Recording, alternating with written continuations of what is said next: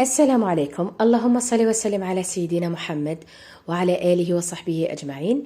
الفيديو تاع اليوم بإذن الله راح نكملو دايما في سلسلة الوصفات الاقتصادية، تدابير التوفير، تحضيرات رمضان. يعني نبقاو دايما في هذه السلسلة تاع التوفير. يعني احنا شعارنا انه ناكلو ونتمتعو لكن بأقل تكلفة. اليوم بإذن الله راح نوري لكم يعني عجينة سحرية تقدروا تعتمدوها في عدة وصفات. ديروها في المحاجب، في المسمن، في التشكشوخة تاع الطاجين. تقدروا حتى تعتمدوها كمشروع، معناها بعجينة واحدة ديروها وتحطوها بجيه وتخرجوا منها عدة وصفات. العجينة هذه كنت وريتها لكم من قبل، هي العجينة البيتة، لكن اليوم راح نديروها بدون أي إضافات. يعني راح نعطيو لها برك الراحة اللازمة، وراح ندخلوا لها مكون يعطيها خفة وطراوة ولون أحمر شبع. ورايحين نديرو تاني يعني الوصفه الثانيه، يعني بنفس العجينه تاع المحاجب ولا تاع المسمن ولا تاع الشخشوخه، نحو زوج كويرات غير صغار برك تاع العجين. هادوك نخرجوا بهم قدره قوجه قدره تاع الشرباق الطعورمي. هي شربة تقليدية، ما على باليش لا يعني غير حنا في العاصمة نديروها ولا يعني معروفة في عدة ولايات. المهم حنا نديروها يعني في العاصمة، لكن من ولاية لولاية ومن عائلة لعائلة يتبدل الدوزين ديالها. كاين اللي يديروها كيما شربة فريك، معناها نفس الدوزين. كاين اللي يزيدوا لها الحبوب، كل واحد واش يدير لها. اليوم بإذن الله راح نعطيكم الوصفة المعتمدة في العائلة ديالنا. المهم تجي بزاف بنينه، تجي حاره فيها الحبوب، نديروا لها مع الاخر القزبر والنعناع وزيت زيتون. يعني تجي بزاف بنينه بدون لحوم بدون دجاج. تتحصلوا على وصفه بزاف هايله. وراح نديروا تاني المحاجب كما راكم تشوفوا هنا. يعني المحاجب يجوا على حبه، نفتحوهم رقيق، يجوا طرايه في الفم، ماشي معجنين ومورقين، يعني يجوا منفخين بلا ما نكثروا لهم الزيت. من بعد ان شاء الله تشوفوا يعني وشنو هي التدبيره باش ندخلوا لهم الهواء لداخل، يجوا يعني منفخين ومنبلين بلا ما نديروا لهم الزيت لداخل. والتكتوكه هذه هي اللي درتها لكم من قبل تاع البصل وطوماطيش، لكن ما درتش فيها البصل يعني الابيض. استغليت السيقان تاع البصل هذوك الخضوره. اول حاجه بسم الله نهضروا على العجينه. عندنا 4 كيلات تاع سميد ناعم رطب يكونوا مغربلين ومقببين. عندنا اقل من كيلة تاع فارينه، من بعد نفهمكم كيفاه. عندنا 2 مغارف صغار ممسوحين تاع السكر، و2 مغارف صغار مملوئين تاع الملح. والحليب عندنا كيلة. الماء عندنا كيلة اكيد تدخل، من بعد كيلة غير ربع نزيدوها بالتدريج. معناها من نوعيه لنوعيه تاع سميد يتبدل كامل كميه تاع الماء اللي نديروها. اما التشكشوكه هذيك اللي شفتوها خدمناها بالسيقان تاع البصل هذوك الخضوره. كنت درتها لكم من قبل في القناه، قلت لكم من باب التوفير نهار نشرو البصل تاع الرقبي ولا البصل الاخضر. يعني السيقان هذوك ديالو ما نرميوهمش، نستغلوهم في نفس اليوم. معناها كي يكونوا هكذاك طرايا نحيوهم على حبات تاع البصل ونستغلوهم في تكتوكات تاع المحاجب ولا تكتوكات تاع المخلعه ولا الكسره المحشيه. يعني يجوا بزاف بنان، لكن باش تعطوا لهم يعني ذوق هايل لازم ترافقوا هذوك السيقان الخضوره مع شويه تاع البصل، يعني الريصان ديالو. علاش؟ لانه هذوك السيقان يعني صح هما بنان ويعني من باب التوفير نستعملوهم، لكن لازم نخلطوا لهم شويه تاع الريصان تاع البصل، لانه اذا درناهم وحدهم اما رايحين يطلقوا الحموضه. يعني هما عندهم واحد الذوق هكذايا مميز. عنده كي شغل ذوق تاع قروصه، كيما الذوق تاع الرجيله بقله الماء. هذه تاني نبتة يعني نطيبوها بالتقريب كيما السلق. تاني لو كان نطيبوها يعني وحدها يعني عندها ذوق هكذا تاع حموضة. على هذه يعني التكتوكه اللي يكونوا فيها السيقان تاع البصل لازم نعاونوها بشويه تاع الريسان تاع البصل هكذا باش نقطعوا هذاك الذوق القوي. هنا كيما شفتوا يعني لميت العجينه عادي، دخلت لها 2 كيلات تاع السوائل، كيله تاع حليب وكيله تاع ماء. من بعد شمختها بالماء وحطيتها في الفريجيدير. اما هاد العجينه كنت شمختها ليله من قبل، معناها 12 ساعه من قبل كانت في الفريجيدير، يعني باش نوري لكم باللي العجينه لازم لها الراحه. قد ما عطيتو لها الراحه راحين تربحوا في الوقت تاع الدليك. دوك هذيك انا حطيتها 12 ساعه في الثلاجه، وهذه قلت لكم شمختها البارح في الليل، معناها بعد 12 ساعه يعني شوفوا القوام ديالها كيفاش يولي، يعني تولي طالقه روحها، ملسه، يعني حنينه في اليد. حاجه اخرى تاني، كي تلموا العجينه تاع المحاجب ولا العجينه تاع رشته ولا تاع تشكشوخه، جامي تكتروا لها الماء ملون، يعني لازم دائما تلموها يابسه، من بعد تبداو تزيدوا لها الماء بالتدريج. العجينه تاع المحاجب باش ما تعجنوها ما تعير وحديكم، واش ديروا يعني تشمخوها برك بالماء من فوق وتحطوها في ساشي تاع النيلون. 2 مرات 3 تعاودوا تفتحوا هذاك الساشي، ديروا لها دلكه خفيفه تلقاوها تترتق وحدها ودير النبابل. انا يعني درت لكم تسريع برك للفيديو، يعني باش ما نضيع لكمش وقتكم، لكن تقدروا نتوما تعاودوا يعني تنقصوا في السرعه تاع الفيديو تشوفوا يعني بالتفصيل كيفاش دلكتها. انا يعني كنت نحطها في ساشي يكون مشمخ، نروح نخدم شغلي نعاود نولي ليها دلكه 2 نعاود نردها في الساشي. شوفوا كيفاش تربي النبابل، معناها دير نبابل داخل وتولوا تسمعوا لها تترتق. حاجه اخرى تاني، كي تكونوا تعجنوا العجينه تاع المحاجب ولا المسمن ولا التشكشوخه، جامي تقطعوها حتى تاع السفنج، ما تقطعوش العجينه، لازم تكون يعني هكذاك طويله، لو كان تقطعوها من بعد رايحين تضيعوا كامل هذاك الجلوتين اللي فيها. هنا دوكا نجيب هذا السنيوه ديالي ندهنها بالزيت. هنا قلت لكم بعد ما دهنت هذيك السنيوه بالزيت، نجيب العجينه ديالي ونبدا نعصرها، معناها ندير كويرات هكذا، يعني الحجم ديالهم يكون متوسط. تقدروا ديروا حبات صغار ولا حبات كبار ولا حبات متوسطين كيما حبيتوا. المهم برك كي تعصروا العجينه ديالكم لازم ديروا هذه الطريقه ديالي. علاش؟ لانه لو كان تقطعوا العجينه هكذاك برك بالتقريب، من بعد كي تجوا تفتحوا كل كويره رايحين تشوفوها لداخل كي شغل العجينه مطويه، معناها ممكن تتقطع لكم في الحلال. وتاني كاين بزاف اخوات يقولوا لي ما نقدروش نعرفوا الكيل تاع الماء اللي نحبسوا فيه، يعني كي نشمخوا العجينه لازم القوام ديالها يولي كي شغل مطاطي، شغل تتكسل وحدها. كي تشدوا يعني شويه تاع العجينه في يدكم تفتحوها برك، اذا شفتوها مازالها فيها خطوط خطوط معناها مخصوصه ماء، لازم تزيدوا لها شويه تاع الماء ونعاودوا ندلكوها. اذا شفتوها ولات شغل شفافه كيما ليزار تما خلاص راهي لحقت القوام اللي لازم. اذا شفتوها مثلا نتوما تجبدوها تتقطع وحدها كي المرسو، معناها راهي مخصوصه بزاف الماء.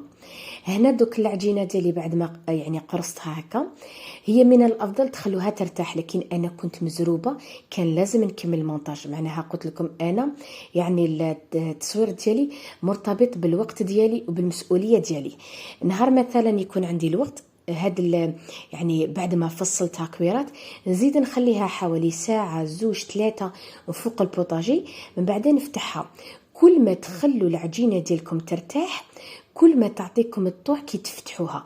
معناها مثلا انا هنا ما خليتهاش ارتاحت، صورت لكم المقطع الاولاني تاع الفيديو هذا، يعني انا دوكا راني فتحتها تفتحت بكل سهوله، لكن كي نبدا نطوي الحبه تعاود كلي تتكمش للوسط لانه العجينه ما ارتاحتش.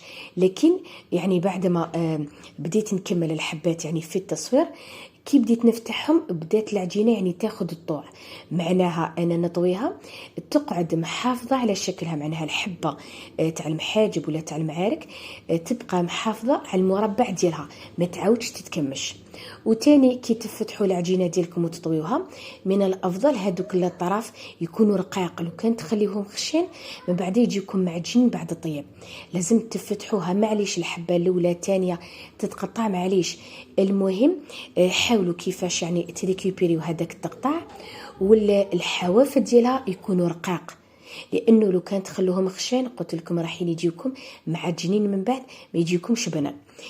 تاني الفارينه قبيله كي قلت لكم اقل من كيلة، لانه السميد يعني ثقيل. كي نعمروا الكيلة ديالنا او راح يهبط عليه ليه في الكيلة هذيك، معناها نرفدوا 4 كيلات مقببين تاع السميد. اما الفارينه نعمروا قباله كيلة ممسوحه بلا ما نخبطوها، خاطرش لو كان نخبطوها او راح يزيد يهبط، يعني المقدار تاع الفارينه يزيد يهبط، او راح يبان لكم بلي الكيلة راهي ناقصه. هذا هو المقصود ديالي، معناها كي كيلو السميد يكونوا 4 كيلات مقبوبين، اما الفارينه تكون كيلة ممسوحه، لانه من بعد لو كان تخبطوها راح الكيلة ديالكم تزيد تنقص. المهم الفارينه نديروها اذا كانت نوعيه تاع السميد جربتوها من قبل كانت تتقطع ولا نوعيه ماشي مليحه اللي ديروا الفارينه. لكن اذا كان السميد ديالكم الشباب ما ديروش الفارينه نهائيا، راحين تتحصلوا على محاجب يعني طرايا في الفم ماشي معلكين وماشي مطاطيين. انا السميد اللي خدمت به الفيديو هذا يعني كان من واحد الماركه جربتها، للاسف ما خرجتش يعني بالجوده اللي تمنيتها. على هذه زدت له شويه تاع الفارينه كي درت التصوير، والماركه يعني اللي معتمدتها للاسف تاني راهي ناقصه في السوق. هنا دوكا حطيت الطاجين تاعي يسخن، كي يسخن مليح نقص النار نديرها متوسطه. الطاجين ديالي دائما نديرو مقلوب، وعلاش؟ على جال التوزيع تاع الحراره، معناها الحراره تلحق للطاجين، الحبات ديالي يطيبوا بلون شباب وما يتحرقوا، ما يبقاو لي خضوره، يعني يطيبوا لي بالقوام اللي تمنيتو. حاجه اخرى تاني باش تجيكم يعني الحبات تاع المحاجب هكذاك منبله ومنفخه، كي تكونوا تطوي في الحبات تاع المحاجب ديالكم العجينه ديالكم كسلوها للفوق ومن بعد طويوها. كي ديروا هذه الحركه راح ندخلوا الهواء بين الطبقه السفليه والطبقه العلويه تاع المحاجب. دوكا نجيب للوصفه الثانيه اللي هي قطع ورمي. الخضره عندنا التشكيله اللي عندكم، عندنا الكرافس، الزروديه، اللفت، القرعه، البسباس، الشبت اللي عندكم. عندنا الحبوب، عندنا الحميصه، فول مدشش، لوبيا كحله، العدس البني والبرتقالي، وعندنا حبات تاع فلفل حار. التوابل عندنا الملح، قزبر بالثوم، القرفه، زرعه البسباس، توابل اللحم، وعندنا النعناع ولا الفلي ولا الزعتر بودرة يعني مجفف. هذا نديروه في الاخر باش نعطيو ريحه ولا بنه هايله للشربات ديالنا. عندنا طرف تاع قديد، وعندنا خلي عزير اللي خدمتهم معكم في العيد الكبير. عندنا طماطم مصبره، درسه حاره ودرسه تاع الفلفل الحلو، هذه الوصفات تاع الدار. وعندنا الثوم. اول حاجه نحطوا هذاك القديد وخلي عزير في القدره، نديروا معاهم كامل هذيك الخضره. انا نحب كامل هاد الوصفات الشتويه يكونوا مشبعين خضره. نديروا معاهم الثوم،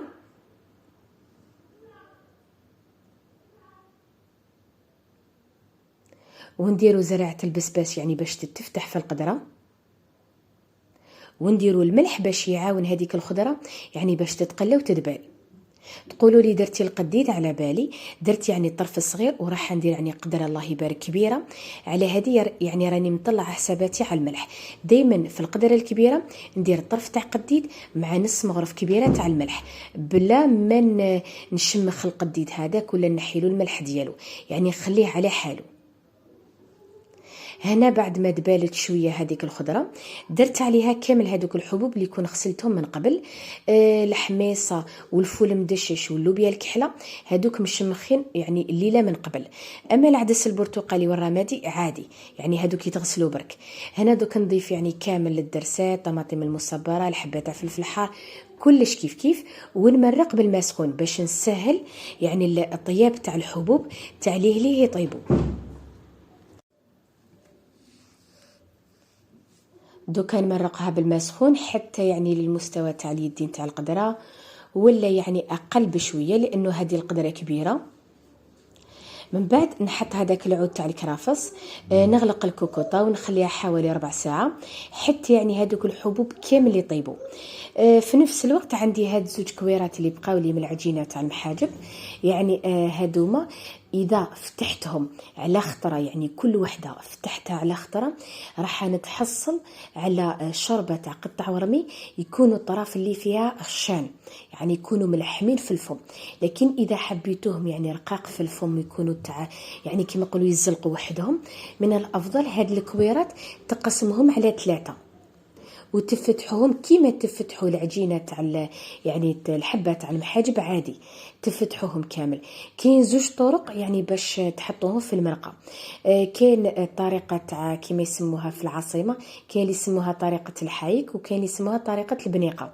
يعني تفتحوها هكذا كبيره، من بعد ترفدوها قباله وتحطوها في المرقه. وكاين طريقه تانية كيما نسموها طريقه العجار، معناها نقسموا هذيك الورقه على 4، من بعد نرفدوا هكذا الطرف هذا كيما العجار كيما راكم تشوفوا هنا، ونحطوه في المرقه. المهم المرقه ديالنا وقتاش نحطوا هاد العجينه، لازم حتى تكون طابت الخضره والحبوب، يعني طابت، لانه كي نبداو نحطوا هاد الورقات تاع العجينه تاع لي راحين يطيبوا ميم با 5 دقائق 7 دقائق يكونوا طابوا، لانه يعني انا نفتحهم رقاق يعني تاع ليه يطيبوا. وتاني كي تحطوا الورقات هذوما ديالكم لازم المرقه تكون تغلي، خاطرش لو كان ما تكونش تغلي ولا تكون بارده راح تلصق كل ورقه مع ورقه، يعني من بعد راح يجيكم معجنين شغل وحده لاصقه في اختها. المهم هاد الزوج كبيرات برك راحين يعطوكم قدره كبيره، مرقتها تكون ثقيله وعاقده كما شفتوا في اول الفيديو، يعني تكون خاتره وبنينه. لكن من الافضل طيبوها قيس الفطور ولا قيس العشاء، لانه ما راهيش من نوع تاع الوصفات اللي مثلا تبات ولا تقعد حتى العشيه، خاطرش تزيد تتقال كتر وكتر، لانه العجينه ديالنا مخدومه بالسميد، فيها تاني شويه برك تاع الفارينه هذيك، معناها راح تطلق النشا ديالها هذاك راح يزيد يتقل المرقه. وتاني فيها الحبوب، يعني الحبوب تاني يطلقوا النشا ديالهم، معناها مرقتها تزيد تعقد كتر وكتر. وكما شفتوا تاني في اول الفيديو كان يعني المرقه تاع الشوربه هذه، يعني القوام ديالها عاقد وخاثر، ماهيش مايهه وماهيش كيما نقولوا ثقيله بزاف. مع الاخر ديروا لها الاوراق تاع القزبر، شويه تاع النعناع، زيت الزيتون، شويه تاع الهريسه، تجي وصفه بزاف بنينه، خصوصا وصفه شتويه.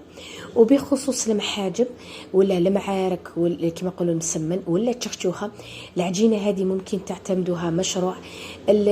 الحبه تاع المحاجب راهي دير ب5000، تقدروا مثلا تتعاملوا مع الحوانت مع لي سوبيغيت، تقدروا تاني ديروا تشخشوخه راهي تتباع بالميزان ولا بالباكيات، راهم يديروا حوالي 4 حبات كبار، يعني 4 ورقات كبار قصدي تاع المسمن، يعني كيما تشخشوخه هكذا شغل نطويوهم، راهم يتباعوا 10000 12000 عند الجواجين. تاني المسمن تاني راهو يتباع في لي سوبيغات، معناها تقدروا تاني تخدموا كميه كبيره وتتعاملوا مع لي سوبيغات. يعني هذه للاخوات اللي حابين مثلا يسترزقوا كما نقولوا بهذه الوصفه، تقدروا بعجينه وحده تعطيوا لها برك الراحه، تربحكم الوقت في الدليك، تربحكم مصروف كبير. كيلو تاع سميد يخرج لكم 30 حبه متوسطه تاع محاجب، واذا صغرتوهم كيما اللي يبيعوهم في الحوانت راح يزيد يخرج لكم كتر. تشكشوكه تاني ما تستقام لكم والو، معناها اذا كيما نقولوا استثمرتوا حوالي 100 دينار برك راحين تخرجوا في فايده تاع اكثر من 120,000. يعني هذه اعطيتها نصيحه للاخوات اللي راهم حابين يخدموا على روحتهم. ان شاء الله الفيديو تاع اليوم يكون عجبكم يكون فاتكم. ما تنسونيش بالتفاعل، الجيم والبارطاج والتعليق شباب والمشاهده الكامله. تلاقاو ان شاء الله في الفيديو المقبل باذن الله، وبقاو على خير.